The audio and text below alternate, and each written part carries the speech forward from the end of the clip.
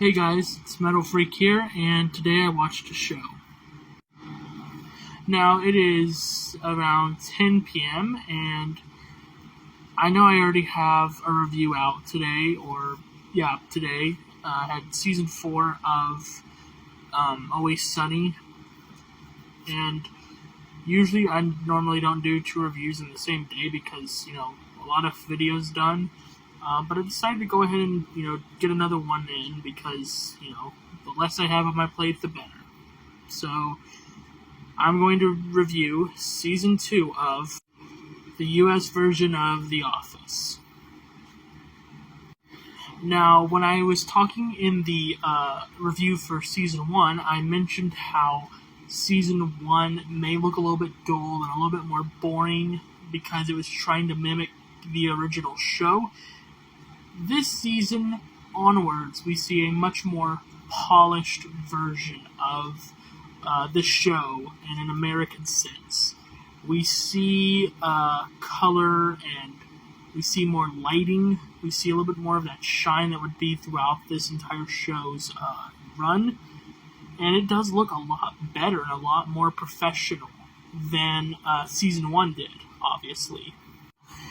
And in my opinion, I think this season has a lot more funnier episodes, although it's kind of really hard to say what season has worse episodes than Season 1, because, there's a lot of seasons that people love from the show that have episodes that people usually skip.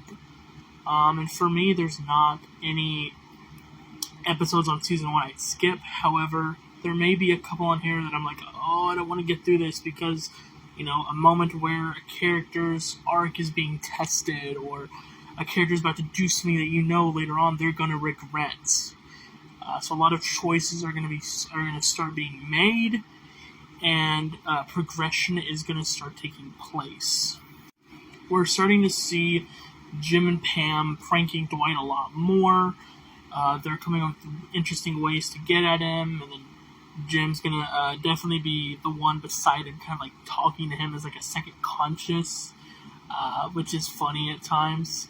Michael is still trying to be the attention getter. He wants everybody to pay attention to him, to the point where he even has a whole birthday party that's supposed to be assigned to him, and then the attention goes to Kevin because he's wanting to know if he has breast cancer or is it skin cancer.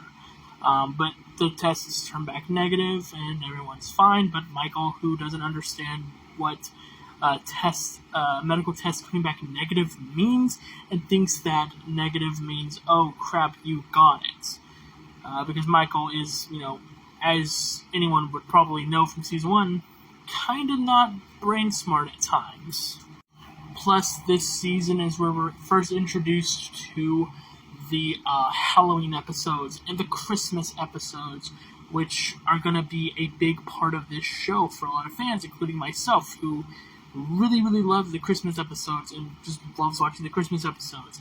And the Halloween episodes are good too, but the Christmas episodes just do something more for me. We also get episodes like The Fire, where Ryan burns his cheese pita in the toaster, and basically the entire office makes fun of him for it, especially Michael and Dwight, who just do a rendition of that famous song, I Didn't Start the Fire, which, as an Office fan, I think we all know that song. Also, on the Halloween episode for this season, we do see Michael in a much more kinder light, because from all we've seen for, he wants to be the attention. He wants to be in the middle of everything.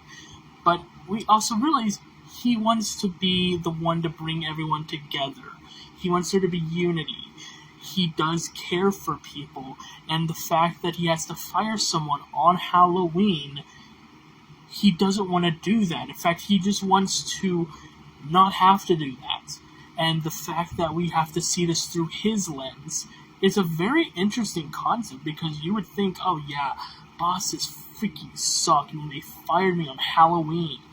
But look at it through the boss's perspective, who really just wants to have a fun day, but has to do this life-changing event, career-changing event, it's definitely an interesting perspective, and we do see that Michael does hate the fact that he has to do that and is really depressed about it, and even tries to still be friends with the person he ends up firing, who wants him dead. Not literally, but, metaphorically. To the point where Michael is just really sad about it, and his opinion and his feelings change immediately when he gets a bunch of trick-or-treaters at his doorstep, and his mood, he becomes happy again. And as Jenna Fisher and Angela Kinsey have said in their podcast for The Office Ladies, which, if you haven't heard, that's some good shit right there, they basically said that that scene wasn't Michael Scott. That was Steve Carell. That was a reflection of Steve as an actual person, and it's just so cool how we do see glimpses of the actual cast members themselves playing their characters, but showing pieces of their actual selves in the characters, which I don't think a show has ever really done before, or at least doesn't really do, like, openly and proudly. But for a show like The Office to, kind of have those moments, it's nice. It's humanizing, if that makes sense. We also get episodes like The Client, where Michael and Jan are, on a business meeting where they go to have lunch at Chili's, or I think it's dinner, and Jan's just wanting to get to the point with the client, get all of this stuff done, whereas Michael wants to take it slow, have a nice dinner, get some laughs in, get some jokes in, win the client over in, like, a human sense without mentioning work or anything, and then reel them in with it later on. And we see that Michael Scott is a really good businessman. When he has the idea that he has to do something to save the business, he's going to save the business, and he's going to make a good offer.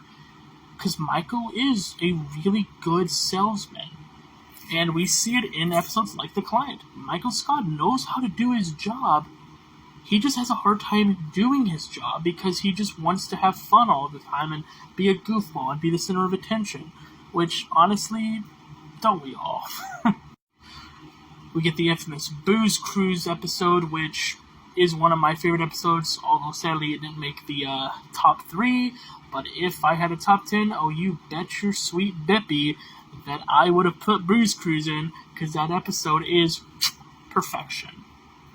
We also have this episode known as The Carpet, where there's excrement on in Michael's office, and everyone just is shocked, disgusted. Michael's fucking angry and disgusted as well, wants to know who did it, and then eventually it turns out it was actually his best friend Todd Packer who was doing a prank on him, and then all of a sudden Michael's like, oh, I knew it was you, ha ha ha, although he was, furious and angry before he knew.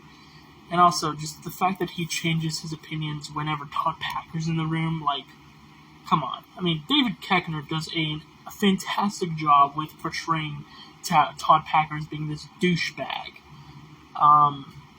Yeah, it's fucking brilliant. There's an episode on here called Boys and Girls where Michael wants to go into a meeting, but he can't because it's strictly women meeting, and Michael doesn't like that because, again, he wants to be the center of attention, so he ends up starting his own meeting where it's all the guys, just to get back at the ladies for having their own meeting. Like, that's kind of what his character is in this season. He's a goofball. He's kind of weird. He's, still a boss, but there's like a charm to him. He's not as cold and just mean and just offensive as he was in season 1.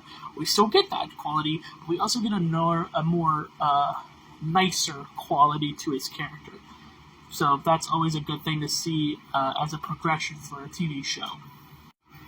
And for all the Jim and Pam fans out there, yes, me included, this season has Casino Night, which is one of the crucial Jim and Pam moments. If you know, you know. And anyways, that's going to do it for this review. Hope you enjoyed it, and I'll have my top 3 episodes in the comment section below. Have a fantastic day, and stay metal, my dudes.